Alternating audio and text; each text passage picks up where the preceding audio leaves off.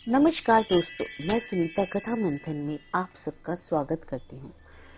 कथा मंथन में आज सुनिए ममता कालिया द्वारा रचित उपन्यास दुखम सुखम का द्वितीय भाग। विद्यार्थी जीवन के ग्रहणशील वर्षों में कवि मोहन की मन मस्तिष्क पर दो प्राध्यापकों के विचारों का सर्वाधिक प्रभाव पड़ा था। एक थे डॉक्टर राजेंद्र और दूसरे प्रोफेसर हार्ट। हिंदी और अंग्रेजी साहित्य के ये दो महारथी एक दूसरे के विलोम थे। पढ़ाने के साथ साथ राजेंद्र जी मीमांसा नाम की लघु पत्रिका निकालते थे, जिसमें बड़े बड़े रचनाकार अपना नाम छपा देखकर गर्व अनुभव करते। खाली समय में कवि आगरा प्रेस जाकर मीमांसा के प्रूफ पढ़ता। इससे राजेंद्र जी की सहायता हो जाती और कवि को दिग्गजों की रचनाएं पढ़ने को मिल जाती। शायद उनसे कवि पिता रूप के आदर्श छवि ढूंढता रहता। वे जब हवा में मुट्ठी तानकर कहते, सिंहासन खाली करो कि जनता आती है, 50 छात्र उनके साथ साथ जयघोष करते। स्वाधीनता के लिए वे सशस्त्र क्रांति जरूरी मानते।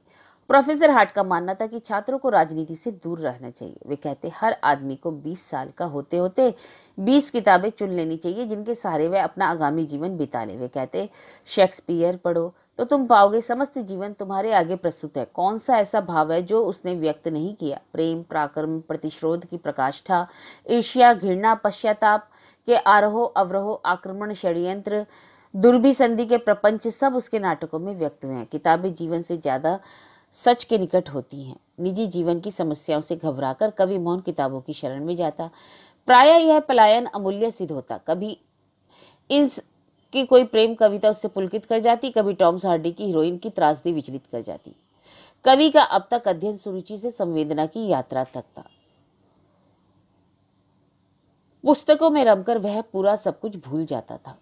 कभी रातों में गर्मी या मच्छर दोनों के कारण जब उसकी नींद उड़ जाती, ऐसे में अब तक के साल उसकी आंखों के आगे चलचित्र की तरह घूम जाते।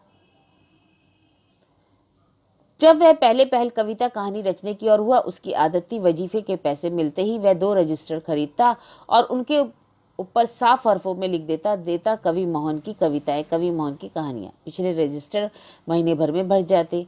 यूं उसके पास अलग कमरा नहीं था, पर माँ का कमरा उसे अपनी कृतियां सहेज कर रखने को सही लगता। वह सभी रजिस्टर वहां एक आले में रख देता। एक बार पिताजी दुकान से उठकर अंदर आए। उन्हें पुड़िया बांधने के लिए कागज कम पड़ रहे थे। उन्होंने पुराने अखबार वैसे बचते नहीं थे उनके पास। सवेरे दुकान खोलने के वक्त ही कल का अखबार काम में आ जाता। तभी उन्हें माँ के कमरे में आले में रखे रजिस्टर दिखे। वे शिक्षित थे पर दीक्षित नहीं। उन्होंने उलट पलट कर रजिस्टर देखे। यह तो पता चल गया कि बेटे ने उनमें कुछ लिख रखा है, पर क्या लिख रखा है यह देखने लायक धैर्य उनमें नहीं था। ये लंबी कॉपियां पूरी भरी हुई है, बस यह उन्होंने देखा। करीब घंटे भर बाद जब कवि मोहन लौटा तो आला खाली था। माँ का इशारा करने के पर वह सीधे दुकान में पहुंचा। उस समय पिता उसके रजिस्टर के पन्ने फाड़कर उनमें जीरे और हल्दी की पुड़िया बांधकर एक ग्राहक को दे रहे थे। कवि उबल पड़ा। दादाजी, जो तुम कर रहे हो वे मेरी कविताओं की कॉपियां हैं। अरे तो सब भर गई थी ना, पिता ने कहा। पर फेंकने के लिए नहीं है। कवि ने उनके घुटने के नीचे से कॉपियां खींच ली। पिता ने आगने आंखों से उसे घूरा, पर तब तक अगला ग्राहक आ गया था। कवि पैर पटकता हुआ अंदर चला गया। रात में दुकान बढ़ाकर जब वे कमरे में हाथ पैर धोकर पत्नी से बोले, कभी तुमने बहुत मुंहजोर बनाया है, इतना सिर पर धरना ठीक नहीं। पत्नी ने अभी अभी मुंह में पान का बीड़ा डाला था। वह बोलकर अपना सुख नष्ट नहीं करना चाहती थी। पिता का तेज गुस्सा आया। वे मैं बाबला हूं जो बके जा रहा हूँ? छोरा कभी लिखकर कागज काले कर रहा है। तुम्हें तो कुछ सुध है या नहीं? यही दिना के लिए इसकी पढ़ाई लिखाई की फीस भरी थी मैंने कि बाप पे अर्रा राय चढ़े। 10वीं में जब कवि मोहन का अव्वल दर्जा आया, माँ ने ही उसके आगे पढ़ने का समर्थन किया था। पिता उसे कॉलेज भेजने के हक में कतई नहीं थे। उनका इरादा था कि 10वीं पास कर वनिक पुत्र दुकान में बराबर का हाथ बटाए। नतीजा निकलने के अगले ही दिन उन्होंने कहा, कभी अब दुकानदारी तुम संभालो, हम तो बहुत थक गए। कवि की चेतना को भयंकर झटका लगा। सुबह से लेटे लेटे वह बीए, एमए और प्रोफेसरों के सपने ले रहा था। पिता भी कोई अनपढ़ नहीं थे। 10वीं उन्होंने भी पास कर रखी थी। एक पल सन पिता की ओर देख उसने दृढ़ता से कहा, दादाजी अभी मैं दुकान पर नहीं बैठूंगा, आगे पढ़ूंगा। अच्छा, और पढ़ाई का खर्चा कौन देगा? तेरा बाप। अब तक जैसे रो रो कर आपने मेरी फीस दी, वह मुझे ठीक नहीं लगता। खुशी खुशी दे तो ठीक, वरना मैं खुद कोई इंतजाम कर लूंगा। ससुरा बाप के आगे पूंछ फटकार रहा था। 10वीं पास करके जे हाल है तो बीए हो गया तो कौन हाल करेगा। मैं कहे देता हूँ, कोई जरूरत नहीं कॉलेज जाने की। बाट तराजू संभालो और होश में रहो। दादाजी, मैंने बुरो तोलने के लिए हाई स्कूल नहीं किया, मुझे आगे बढ़ना है। पिता ने उठकर 2 धौल उसकी पीठ पर लगा दिए। कवि मोहन का पढ़ाई का इरादा और पक्का हो गया।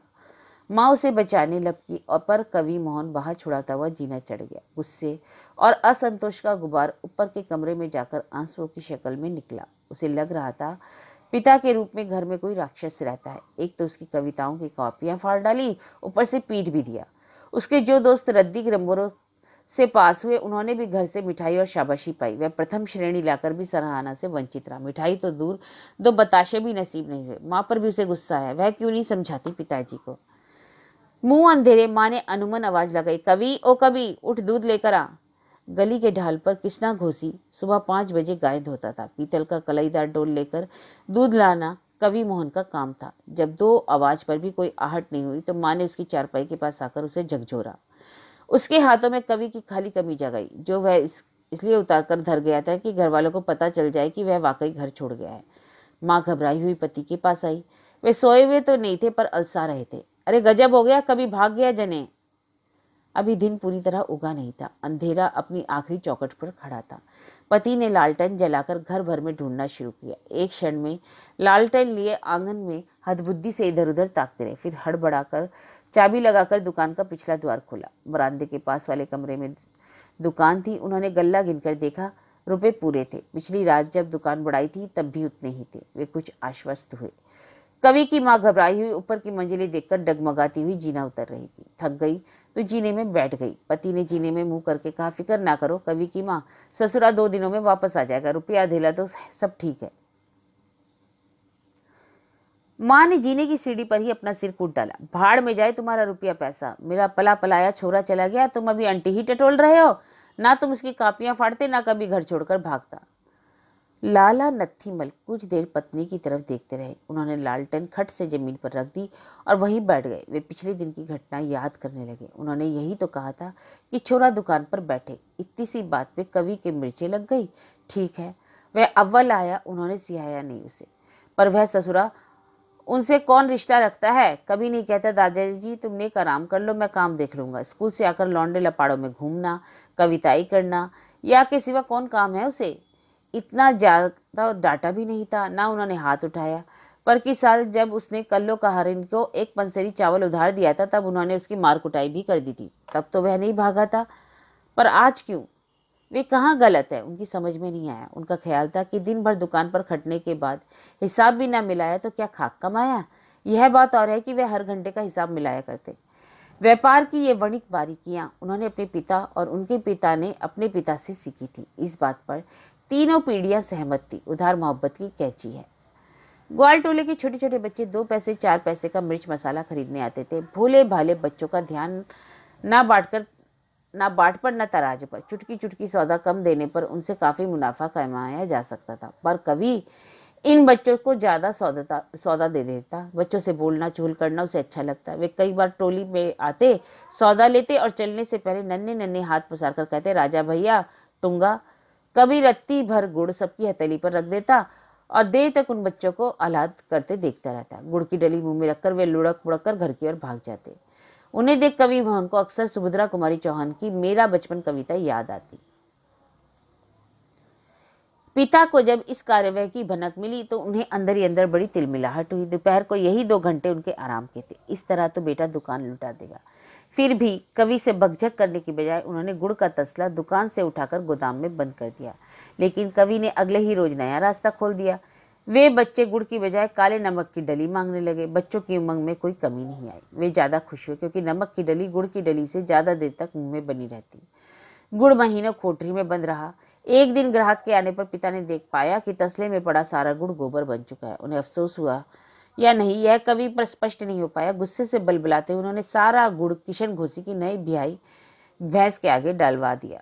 बहुत सोचने पर पिता के व्यक्तित्व के कई विकार कवि के आगे उजागर होने लगे। वह साकेत की पंक्ति माता ना कुमाता पुत्र कुपित्र भले ही को बदलकर मन ही मन क्या उठता, माता ना कुमाता पितृ कुपित्र भले ही। यह एक ऐसा रिश्ता था जिसमें दोनों एक दूसरे को कु मानते थे।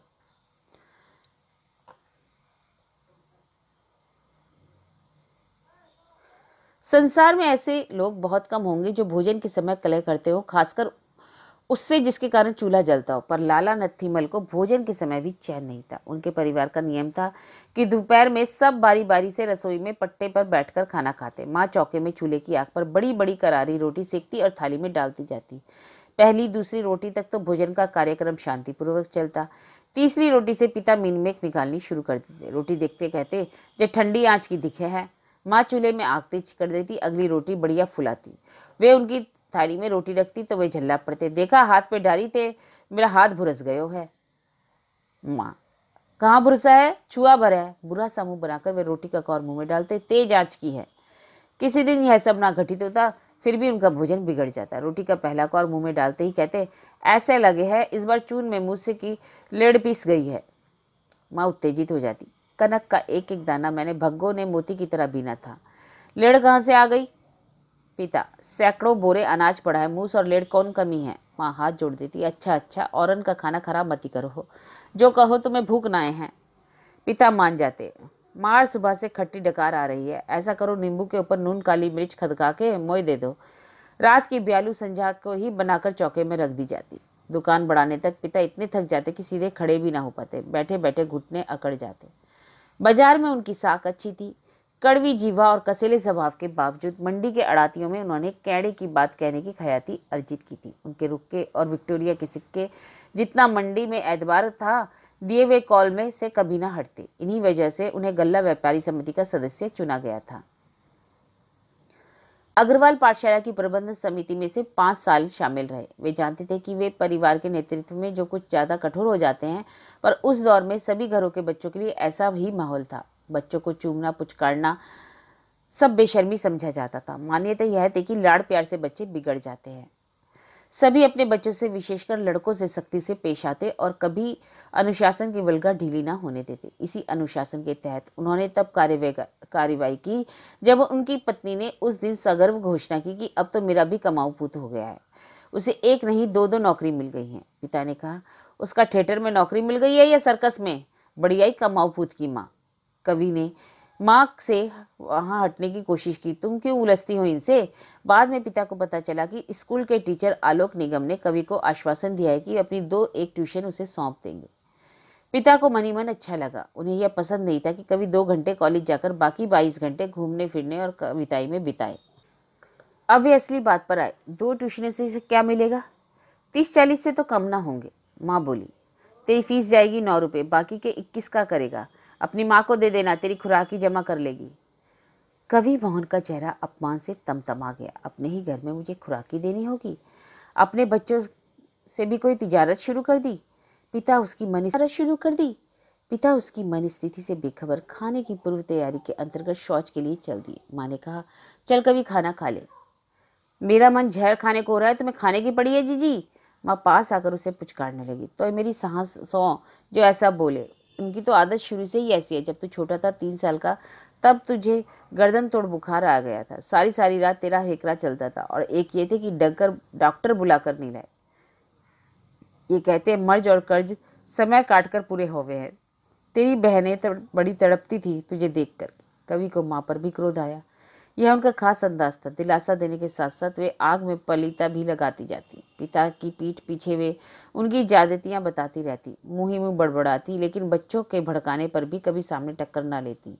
शायद वे उनके क्रोधी स्वभाव को बेहतर जानती थी। कवि जब उनमें जारदा बगावत के बीच डालता तो वे कहती, जाई गांव में रहना है, हाजी हाजी कहना। 12 बजे तक घर में सोता पड़ गया। असंतोष और आक्रोश से खलबलाते कवि मोहन की आंखों में से नींद कोसों दूर थी। इच्छा तो उसकी थी कि पिता को रौंदता हुआ उनकी आंखों के सामने घर छोड़कर भाग जाए, पर वह माँ को दुख नहीं देना चाहता था। उसके सामने यह भी स्पष्ट नहीं हो पा रहा था कि वह कुछ दिनों के लिए घर छोड़े या हमेशा के लिए। उसका एक मन था कि वह घर त्याग दे, पर माँ से किसी तरह मिलता रहे। उससे 3 साल छोटी भग्गो को भी 7वीं के बाद फीस की किचकिच के कारण घर पर बैठना पड़ा था।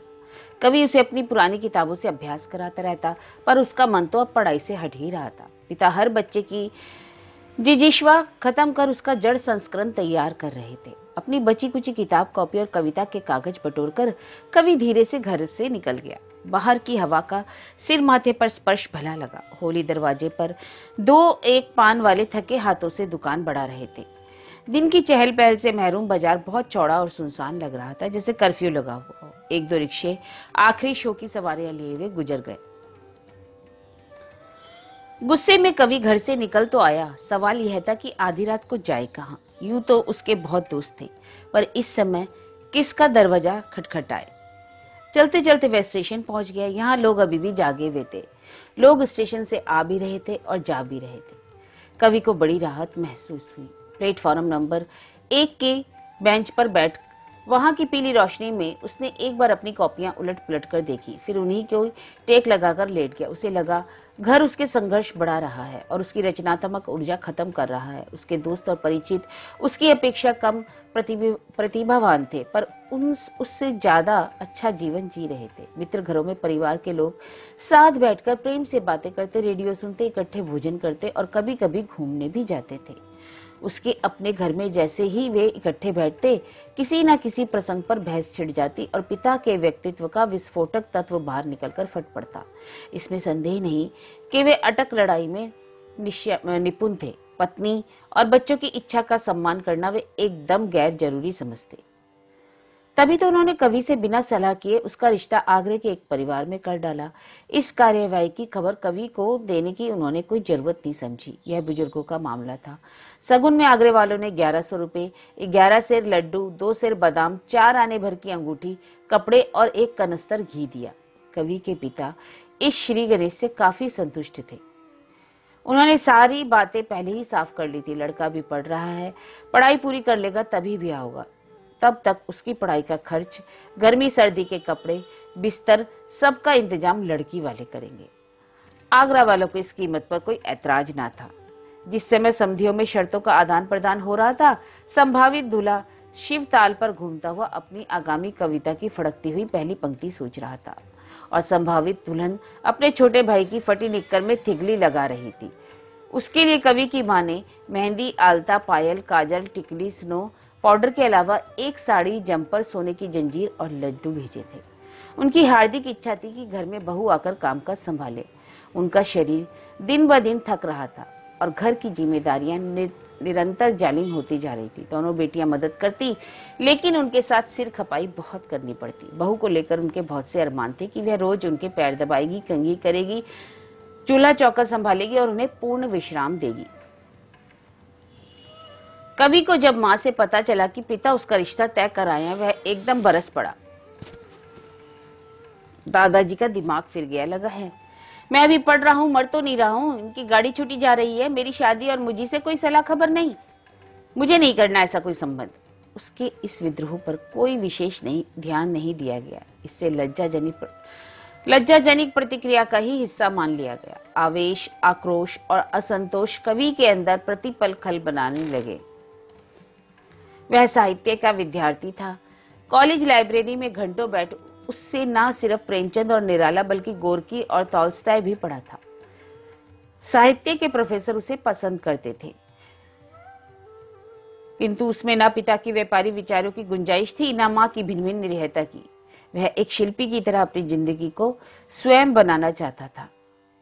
वह अपने प्रोफेसरों को सुबह 10 बजे पुस्तकों व छात्रों से घिरे देखता और सोचता उसे यही बनना है, बस यही असल सार्थक और सही रास्ता है, बाकी सब भटकाव है। घर और कॉलेज के माहौल में कोई तालमेल ना था।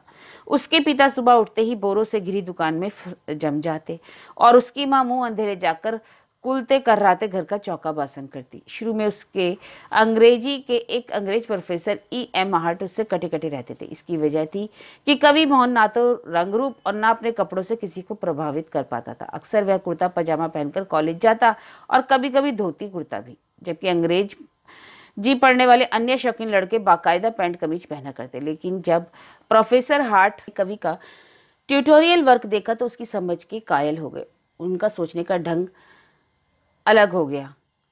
किसी भी विषय पर इतना अधिक पढ़ डालता था कवि मोहन, जब वह उस पर लिखने बैठता था उसके लेख छात्र के नहीं शिक्षक के स्तर के होते। यही वजह थी कि वह BA में बड़ी अधिक अंकों से उत्तीर्ण हुआ और VV की योग्यता सूची में 2य स्थान पर रहा।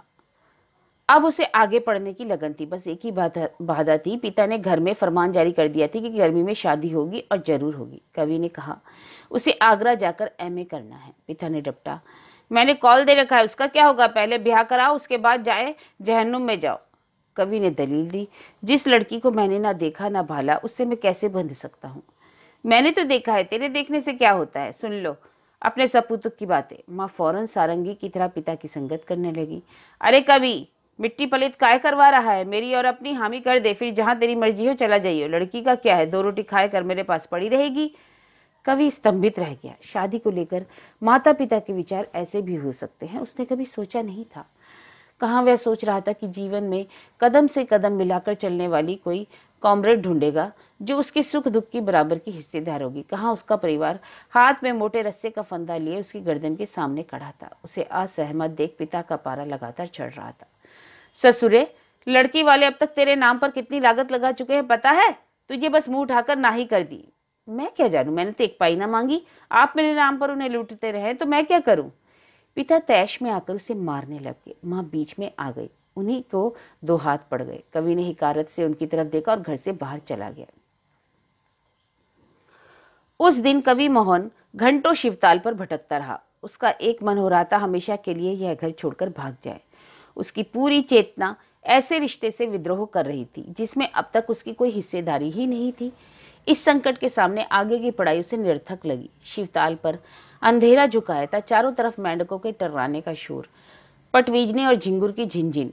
ताल के आसपास बालू एकदम ठंडी और नम थी। कवि ने नम बालू में अपने पैर धसाते हुए सोचा, इससे तो अच्छा है बाबा जी बन जाऊं, बदन पर भभूत लपेटूं और हाथों में चिमटा ले लूं।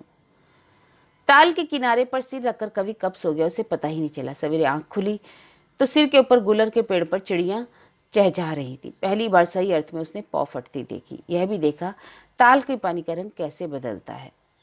सबसे पहले उसे अब माँ का ख्याल आया। जीजी माँ की असहायता और अनअभिज्ञता दोनों उसे तकलीफ देती थी, पर उसे हर वक्त यह ख्याल भी रहता कि वह अपने किसी कृत्य से उनके दुखों में वृद्धि ना करे। लड़कपन में उसने परसों माँ को चक्की चलाते, चरखा चलाते देखा था, बल्कि सवेरे उसकी आंखें चक्की की धू धू से ही उछटती। कवि को लगता यह घर एक बहुत भारी पत्थर का पाट है जिसमें माँ युगों युगों से इसी तरह घूमा करती है। कवि को लगता माँ चक्की नहीं पीस रही, उल्टे चक्की माँ को पीस रही है, माँ पिस रही है। कभी कभी वह साथ लगाकर 2-4 हाथ लगा लेता तो माँ की आंखें चमक उठती। अरे कैसी हल्की हो गई है, अब मैं चला लूंगी, तू छोड़ दे, पड़ने वाले हाथ है, तेरे हाथ दुख जाएंगे। जब तक बेटी के ब्याह नहीं होते वे माँ को संसार की सबसे आदर्श स्त्री मानते हैं। कवि की भी मानसिकता यही थी। उसे लगता पिता अत्याचारी है और माँ निर्भय। पिता जुल्म करते हैं, माँ सहती है। माँ का पक्ष लेने पर वह कितनी ही बार पिता से पिटती। जब माँ ने गिड़गिड़ाकर कहा, अरे कभी तो ब्याह को हामी भर दे रे, नहीं ये जुल्मी मुझे खोद कर गाड़ देगा, कवि मोहन के सामने हाँ करने के सिवा कोई चारा नहीं बचा। वह समय गांधी जी के आदर्शों का भी समय था। मथुरा के नौजवानों में गांधीवादी विचारों का गहरा आदर था। आगरे वालों का पता उसे चल चुका था। एक दिन वह ग्वाल्स वर्दी की जस्टिस खरीदने के बहाने बाजार से गुजरा और उस गली में मुड़ गया। गली वैसी ही गंदी, संकरी और चिपचिप थी जैसी आगरे की कोई भी गली। पर धर्मशाला तक पहुंचते पहुंचते गंदगी के एहसास की जगह आवेग और आकुलता उसके मन प्राण पर छा गए। मन में बहुत सी पड़ी कुछ पहले की पंक्तियां गूंज उठी। अब तक क्यों ना समझ पाया था कि जिसकी जग में कभी छाया, मुझे आज भावी पत्नी का मधुर ध्यान क्षण भर को आया। धर्मशाला से सटे पीले मकान की छत पर उस वक्त कई पतंगे उड़ रही थी। कवि कल्पना करता रहा इन लाल पीली हरी पतंगों में कौन सा रंग उसे प्रिय होगा। तभी उसे छत की मुंडेर से लगा निहायत सुंदर एक स्त्री मुख दिखा। वह जड़वत उस दिशा में टकटकी लगाकर खड़ा रहा। उस मुख की सुंदरता, सलज्जता और सौम्यता अप्रतिम थी। बड़ी बड़ी आंखें उसकी तरफ निहार रहती। यकायक कवि को ध्यान आया कि उसके कुर्ते पर स्याही गिरी है। पुस्तक खरीदने के लिए उसे कुर्ता बदलना जरूरी नहीं लगा था। प्रियाविधि में आने का अब तक कोई इरादा था नहीं। वह वहां से मुड़ गया। वापस हॉस्टल में आकर उसे शंकाओं ने घेरा। पता नहीं वह लड़की उसकी भावी पत्नी थी या उसकी छोटी बहन। कहीं वह घर पहचानने में भूल तो नहीं कर गया। कवि को लगा इतना सुंदर मुख देखकर उसने अच्छा नहीं किया। अगर वह उसकी प्रिया नहीं तो भी यह मुख उसे शेष जीवन तड़पाएगा। उसके मन में सिनेमा की तरह यह दृश्य बार बार दोहराया जाता और वही उत्तेजना से लड़ता। कहाँ तो उसने सोचा था कि विवाह की रात को वह अपनी पत्नी को गांधी जी की आत्मकथा भेंट में देगा और कहेगा, देखो जब तक अपना देश स्वाधीन नहीं होता हम दोनों भाई बहन की तरह रहेंगे। और कहाँ कल्पना और कामना की कांपती उंगलियों से वह बार बार उस मुख को स्पर्श कर रहा था। स्मृति के चलचित्र कवि की आंखों में रात भर चलते रहे। शादी के बाद उसे इंदु को अपने जीवन का चंद्र बिंदु बना लेना बहुत कठिन नहीं लगा, क्योंकि घर की रणभूमि में अगर कहीं युद्ध विराम और प्रेम था तो बस पत्नी के पास। यह वही लड़की थी जिसका चेहरा उसने उस दिन अकस्मात देख लिया था। ताज्जुब यह है कि घर की समस्त सामान्यता के बीच इंदु के सौंदर्य दिन भर दिन निखर रहे थे। विवाह के इन 5 सालों में जीवन में न जाने कितना कुछ गठित हो गया। संतोष था तो सिर्फ 2 बातों का। कवि मोहन ने अपनी पढ़ाई पर पूरा काबू कर रखा था, हमेशा प्रथम श्रेणी और विशेष योग्यता की सूची में स्थान पाया। इसका महत्व इसलिए भी अधिक था क्योंकि उसके पास कभी पर्याप्त पुस्तकें खरीदने लायक साधन भी नहीं होते थे। कई बार वे अपने गुरुओं से पुस्तक लेकर अध्याय पर अध्याय और अपने सुलेख में उतार डालता है। इससे उसका सुलेख बेहद सधा हुआ हो गया, स्मरण शक्ति बढ़ती गई, एक बार पढ़ी सामग्री उसे कंठस्थ होती जाती। यही हाल कविता और कहानियों का था। इसलिए जब वह अपनी रचना लिखता था तो उसे विश्वास नहीं होता था कि वह उसकी मौलिक अछूती रचना है अथवा स्मृति और प्रभाव के मेल की परछाई।